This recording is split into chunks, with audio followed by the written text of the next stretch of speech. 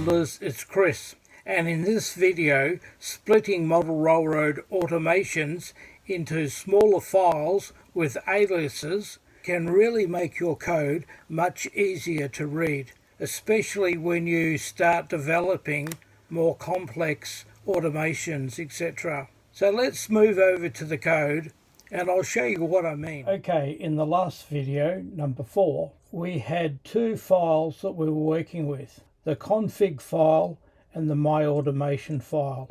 So we're going to move on from there to video 5, and we're going to start splitting things out and making a few aliases. But before I do that, I'll just draw your attention to this folder. This is the notes file, and that's the folder that the code is in. The config file and the myAutomation file. So what we'll do is take both of those and put them in the backup file, and then we'll take a look at what we've actually got. So this folder is the folder that I'm going to work on for the configuration today.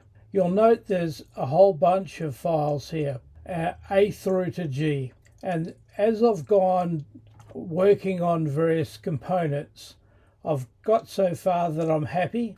Then I've copied the folder, the original folder, and then indexed it with a letter. That way, as I've been going through, if I need to roll back, I can. So I know I've spoken about this before, and this is a good example of producing rollback backups. So we don't need these.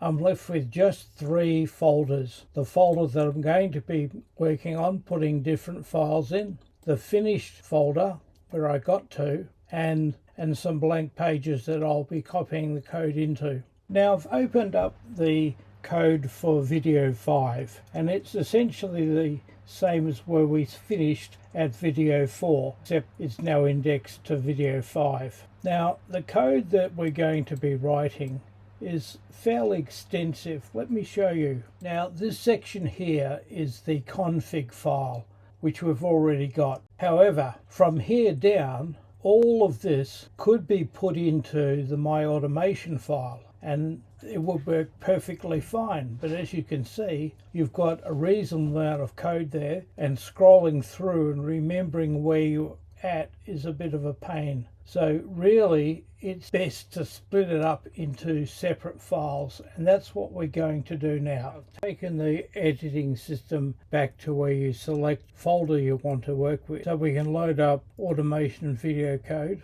number 5 with the appropriate pages. So what I'll do next is go into those pages, select them, and drag them over into that. So now we've got all the pages, although they're blank. Now I'll select the folder that we're working on, choose the config file and open it up. Then go to advanced config, and we have all of the new files listed at the top. Okay, so let's start with the myRoster. This is a list of all of your locos.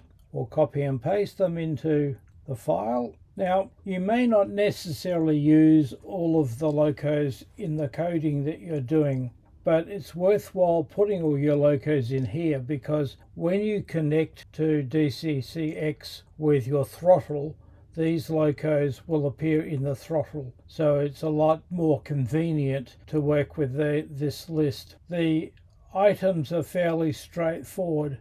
These are the function numbers, and so you put in the loco number, the name of the loco, and then you can put in each of the functions, like turn on the headlight, bell, horn, coupler crash, dynamic brake, etc. And they will all appear in your throttle. So now let's move on to myAutomation. And like before, we will copy the code that I've already written into it. All right. So the first line of code refers to the virtual pins that you can make. Now, what's the difference between a virtual pin and a hardware pin, such as the PCF8575? And hardware pins are a physical pin, comes as a result of initializing the particular piece of hardware. But a virtual pin only lives in memory, only lasts the amount of time that the CSB1 is operating. The minute you turn it off, the pin is lost. When you turn it back on, the pins will be allocated a memory space for each pin. So in this case, we're making 5 pins, 4000 to 4004. The next 2 lines of code set up the 2 OLED displays that we have. The first display is number 0 and the second display is number 1. The 0 times 3C is its address, and the second one has 0 times 3D for an address. We'll get more into that when we actually start looking at sending information to those. Now we've got 2 PCF8575 and they have 16 pins. Now these are the physical ones I was talking about a minute ago. The first one has a starting pin of 200 and there's 16 allocated to it. So you have pins from 200 to 215. The second one, the starting pin is 216 and it gets 216 to 231.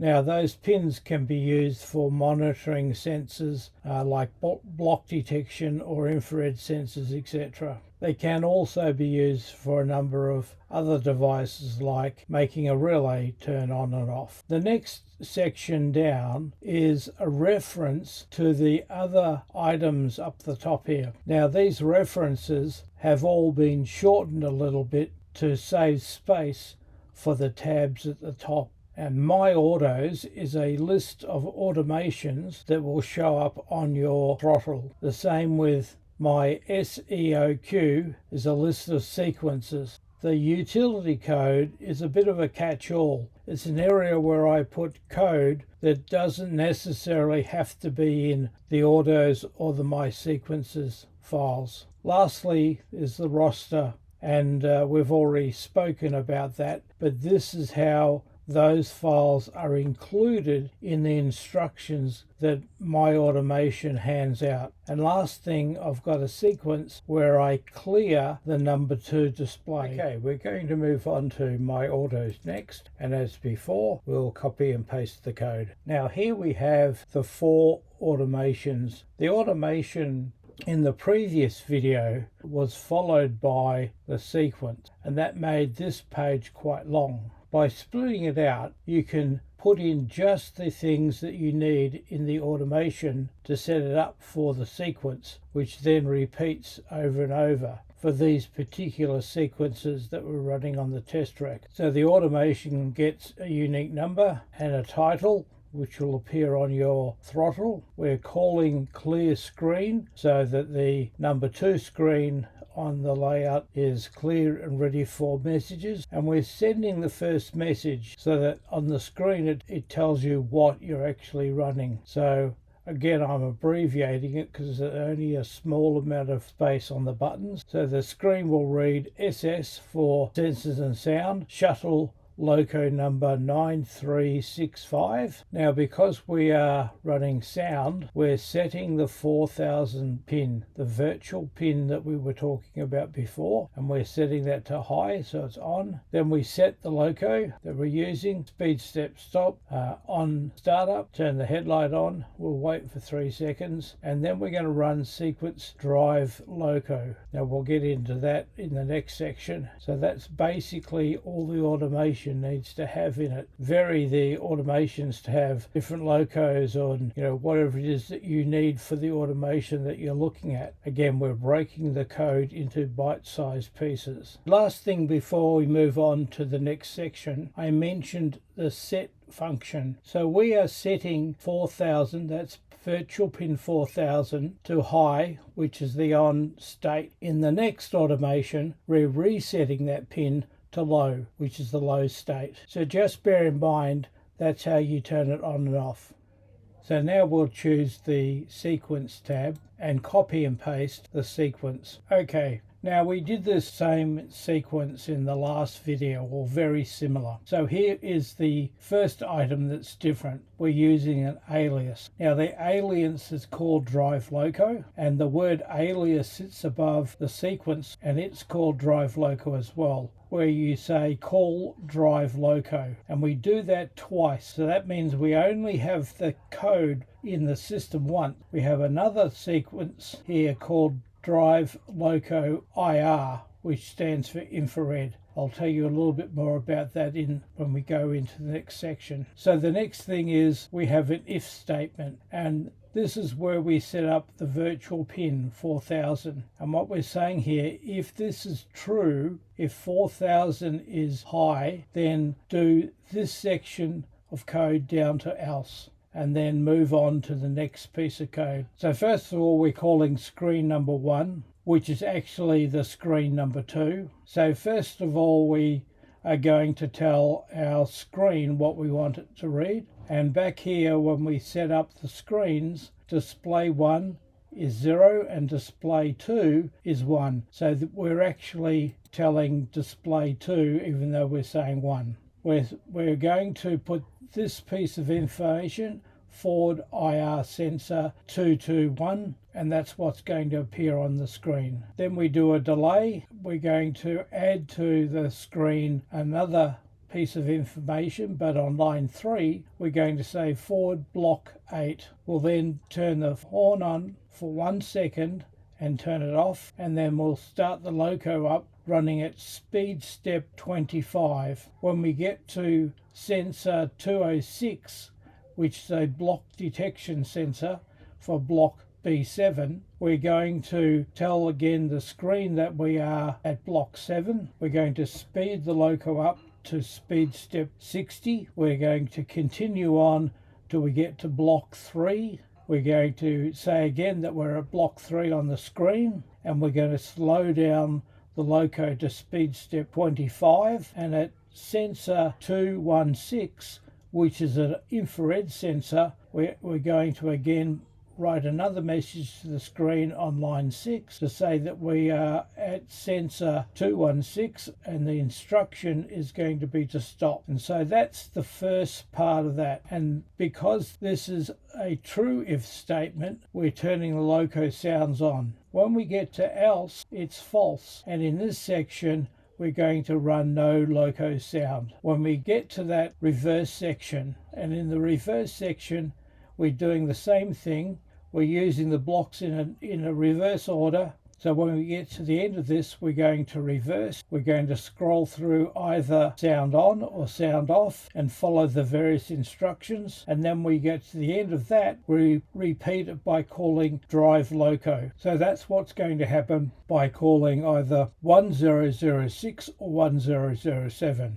The difference being sound on and sound off, setting the 4000 pin to high or the 4000 pin to low. So now straight away you'll notice that by splitting that section out, we're calling that in 2 different automations. So we don't have the problem of all of that code sitting underneath the automation for each sequence. The next pair of automations and sequence is running with the infrared sensors, both with sound on and with sound off. So let's get over and have a quick look at that. This is essentially pretty much exactly the same as the above section. The difference is on the test track, I've got both block detection and a series of infrared sensors along the track, and we're doing the exact same things, except we're not using the block to determine what happens next. We're using the IR sensors. The first message forward IR sensor 221, we go through blowing the horn and setting the speed step 25, and the next instruction is at the next sensor IR 220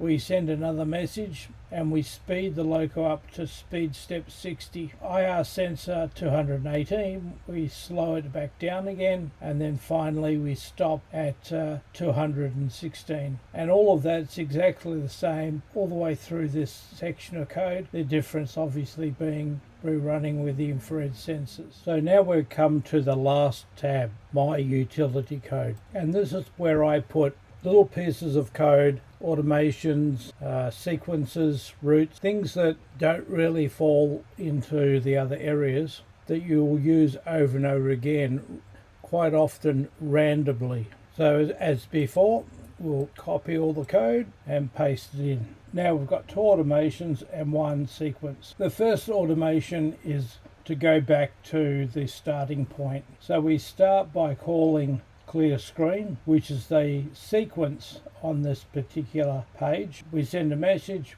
and then we reverse the loco back to its starting point and go through the process of turning off the sounds and shutting the loco down, etc. And then finally clear screen again. Now, I don't know where I'm going to put the loco on the test track, so that's why we reverse until we get to the stop sensor, and we do it fairly slowly so we don't cause an issue by running into the end. The second automation is to stop all automations, sequences and routes. We're clearing the screen and then we're sending a message to the screen that that's what we're doing, and we call a function kill all. And kill all does just that. It stops all the automations and sequences and routes in its tracks wherever they are. And finally, a simple sequence to make the screen clear, except that we are putting the name of the layout. In my case, I'm just calling it test track. Now we can go and compile and upload this code now because we've completed it. We need to at least have this sequence in place with an alias to compile the code, otherwise it would have crashed. So if we had have got to this stage here and compiled the code, this particular sequence wouldn't exist, and so the code wouldn't compile. So that's it. Now I'm going to compile and upload the code and make sure I haven't made any mistakes. Okay, as you can see, the code compiled and uploaded, so all is fine. So that brings us to the end of video 5. So what's next? Well, we're going to talk more about aliases and how they can make your code more readable. We're also going to give it a tab of its own, so a page where we'll be writing the code for all the aliases that we'll be using. Next, we'll put those aliases to work in the automations and sequences. We're going to add 2 servos to act as point motors and a relay to control the polarity. On my layout, I'm using electrofrog, so a relay is required. To run the relays, I'm going to be installing a nano, mainly because the relays need 5 volts and the nano can supply that. It's another way of adding additional I/O pins. Also, an Arduino Mega can be used if you've got one of those. So on the coding side of things, I'm going to show you how you can activate the relay mid-throw of the point. The reason for this is that with electrofrogs, if you activate the relay at close or open, the chances are you're going to have a short. So by activating the relay in the middle of the throw, you eliminate that problem. So that's it for this video. Now, over the years that I've been playing around with model railways, I've had several suppliers that have assisted me along the way, especially when we started our manufacturing business, ABR Model Work. So I'd just like to thank those guys. And if you wouldn't mind, support the people who supported us. The suppliers' web addresses will be listed below in the description. And also, if I can ask you to do one more thing, subscribe, ring the bell so you get notifications, and give it a like. That'll help us a lot in growing the channel and spreading the word. So have a great day modeling. Oh, and don't forget, you can leave messages in the comments section, and if I can help you with your coding, I'm more than pleased to. Anyway, that's it for me.